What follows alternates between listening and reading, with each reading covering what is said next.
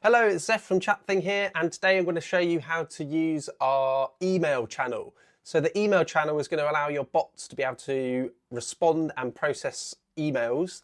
So you can use this for general support bots, so you can connect it up to your support documentation, and then if people email your bot, it can give them an answer using its knowledge base. Or you can use it for other automations where you get it to actually process your email and do clever things with it, combining with the power of power-ups. So we're actually using that internally to handle our support tickets. So when we get a support ticket, we forward it to our support bot, and then our bot will go and look up the customer in Stripe, add an entry into our Notion support tickets database, and send us some messages in Slack so that we're aware that a new ticket's been opened and all of that sort of thing. And all of that's possible by using the email channel. So it's really easy to use. So I'll show you how to do that now. So we've got our existing Chatthing support bot here. And then you can see down here, we've got the email channel, which is currently not ticked on. So we'll tick that on. And that's going to then take you to the email channel settings page. And there's not a lot going on here because it's quite simple. So the most important thing is that your bot will get a unique email address.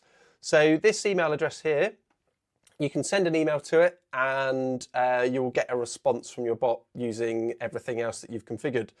So let's quickly test that now, just to demonstrate how this works. Let me open my email client, paste in that email address. And then we'll just do an example support request. So, hi, what plans do you have?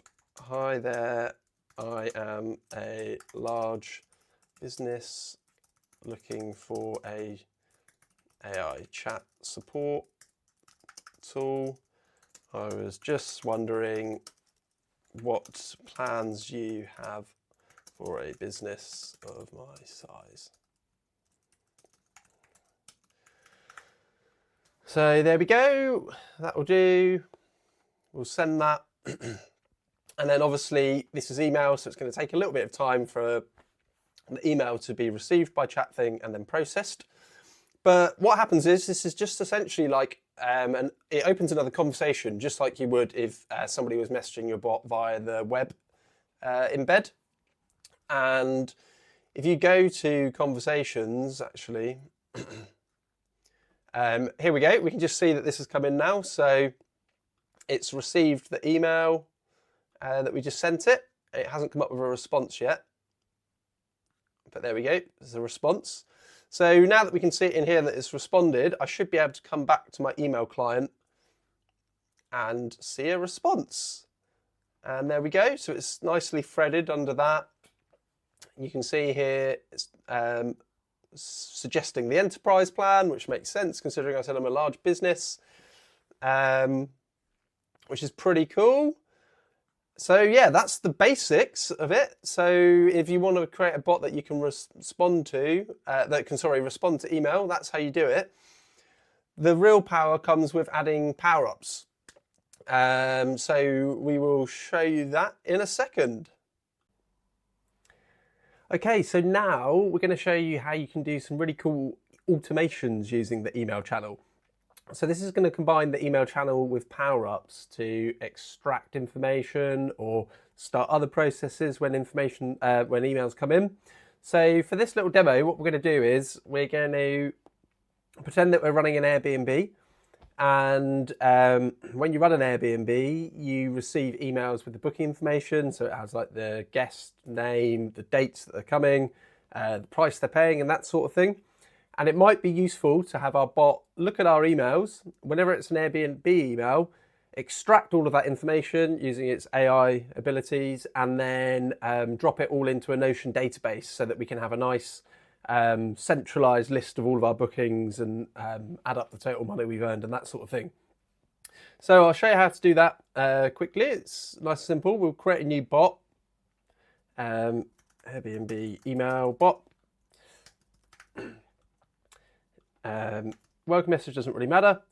And then for the prompt, we'll just say something like, you are a bot that watches my emails for Airbnb booking confirmations. When you see an Airbnb booking, you extract the information and save it to my Notion booking database. Pretty basic prompt, but should be all right for this example. Let's come down here, probably all right with the normal model settings. And then we don't need a data source for this, and we'll just skip past chatting to our bot here. So next up, we'll go to channels and we'll enable the email channel. And then what we're going to do here is we're actually going to untick auto reply, because in this situation, we want our bot to get the emails, do whatever it needs to do with them, but then we don't want it to actually respond. So by unticking auto reply, it won't respond. So we've now got its email. We'll come back to that later. And then next, let's go and add a power up.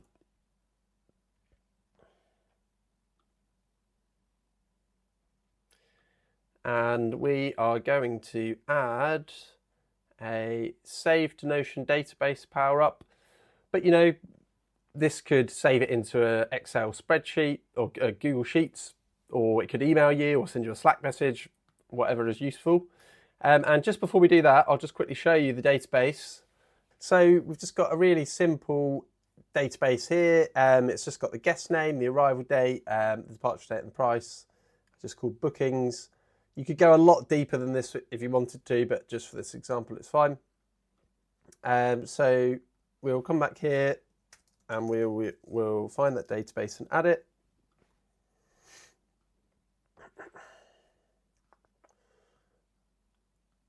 There we go. It's got all the fields, and let's just save that. Manage bookings, save or update booking details in the Notion database. Great. And I think that should be all we need to give it an initial test. So if we just come back to channels and we get its email address.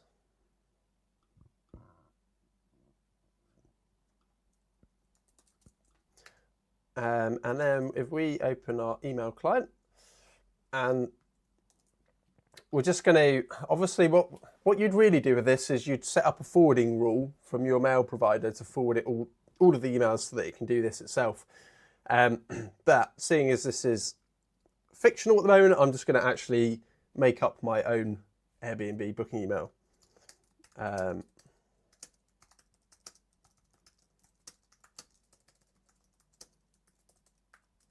Maybe a booking reference would be a good thing to add into the Notion database as well. So let's just add some fields in here. Guest name, Harry Potter, arrival date, 20th of Jan 2025, departure date,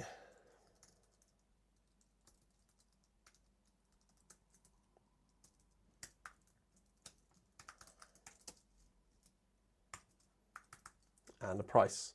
Obviously, the actual Airbnb email is going to be HTML email. It will work still, but you can use, this is just a little example. So let's send that now.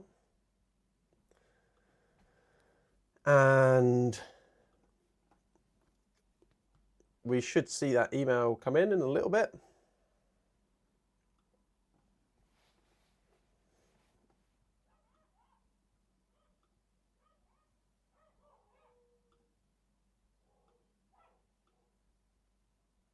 There we go. It's got it. And now if we go and look in Notion, there we go. We've got our booking details in our database, which is awesome because you can do, you can now get this, look at the total amount of money that you've earned from your Airbnb bookings or whatever else is useful. So like I said, this is a very basic example of what we're actually using in production for our Chatthing support tickets. So whenever we get a support ticket come in, it follows a process very similar to this, where it will go and look up the customer and add them into our support Notion database. So hopefully that just gives you a flavour of the sort of things that you can automate now using the new email channel, and we're excited to see what you build. Thank you, bye.